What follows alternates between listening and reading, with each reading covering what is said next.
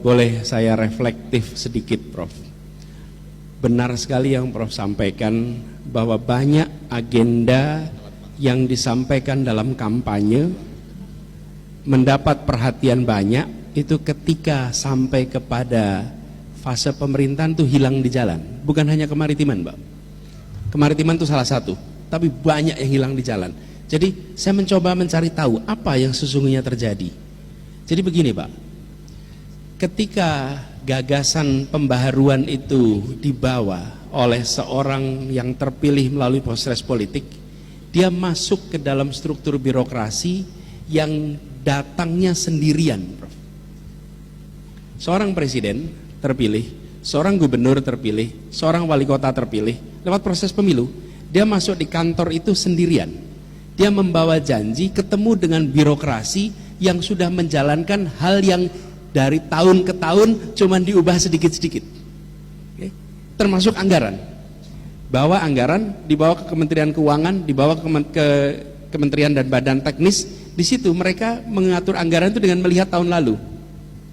Begitu.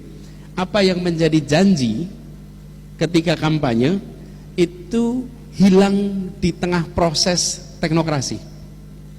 Hilang di tengah proses, termasuk soal kemaritiman, tapi juga soal-soal lain, banyak.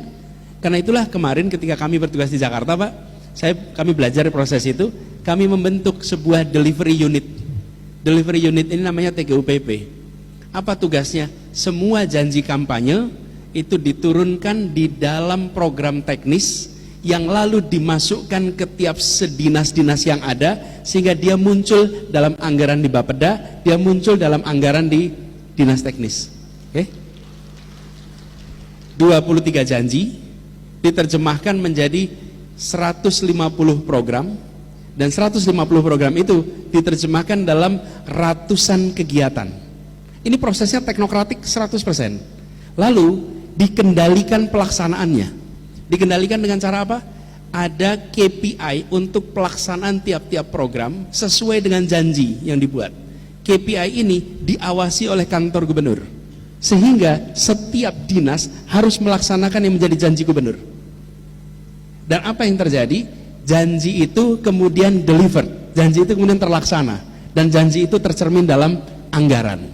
Dan ketika itu dilakukan, setiap pihak yang bertanggung jawab untuk mengeksekusi, mereka diberikan insentif dan disinsentif.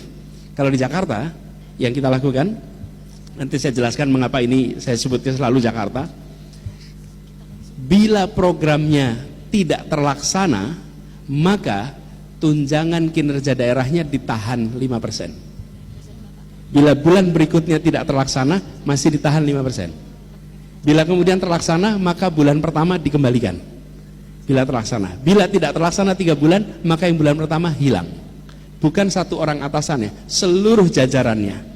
Dan apa yang terjadi? Semua program yang dituliskan sebagai terjemahan janji harus terlaksana di lapangan, karena kalau tidak seluruh jajaran tidak mendapatkan tunjangan kinerja. Bukan gaji, tunjangan kinerja.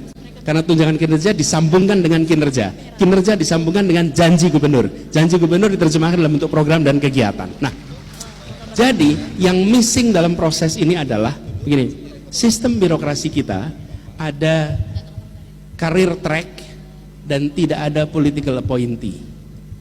Di dalam demokrasi ada elected official, ada teknokrat, dan di antara itu namanya political appointee. Nah, political appointee itu missing, Pak, di kita. Sehingga lost in translation, exactly.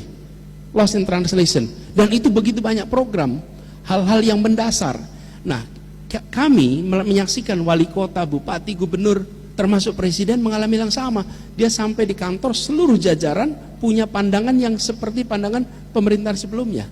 Nah, itu sebabnya dibuat delivery unit. Nah, ini saya melihat sebagai solusi. Mudah-mudahan nanti, Pak, gagasan, kalau boleh kami dapat gagasan kemaritimannya, kemudian itu bisa diwujudkan dalam bentuk janji, dalam bentuk program, dalam bentuk kegiatan yang dikendalikan. Nah, Prof. Sukri, saya menyebutkan Jakarta, bukan Jakartanya, tapi metode berpikirnya. Itu yang saya tawarkan. Metode berpikirnya apa? Bagaimana kita melihat masalah, dan bagaimana kita menyelesaikan masalah dengan menggunakan metode yang seperti dikerjakan di kampus, scientific process, sehingga proses teknokratik itu bisa terlaksana. Nah, Jakarta tentu berbeda dengan daerah lain, tapi juga ketika bicara Makassar, bicara Surabaya, bicara Banda Aceh, masing-masing berbeda. Tapi metode untuk bisa menyelesaikan masalah itu yang bisa diadopsi. Jadi saya menjawab kalau pertanyaan Pak Prof. Rizal, sekaligus sampaikan Pak Sukri tadi tentang pendekatan, Pak. Dan kalau pendekatan ini tepat, maka kita bisa melakukan ekstrapolasi, bisa dikerjakan di banyak tempat yang lain bila metodenya tepat. Nah, kami dalam mengambil keputusan ada 4 urutannya, Pak. 1, prinsip kesetaraan dan keadilan, itu prinsip nomor 1. Yang kedua, public interest, di mana letak public interest dalam keputusan itu. 3, data, akal sehat, scientific approach. 4, undang-undang, regulasi, dan semua peraturan yang ada. Urutannya dibuat begitu, tidak dibalik. Karena kalau dibalik kita menuntut pada aturan nomor 1, maka banyak aturan yang tidak secara saintifik masuk akal. Kita ketemu dengan aturan yang secara keadilan tidak terpenuhi, aturan yang bicara kepentingan umum tidak terpenuhi. Ini dibalik. Dan dengan pendekatan yang dibalik itu kita bisa membuat kebijakan-kebijakan yang sifatnya terobosan. Nah, ini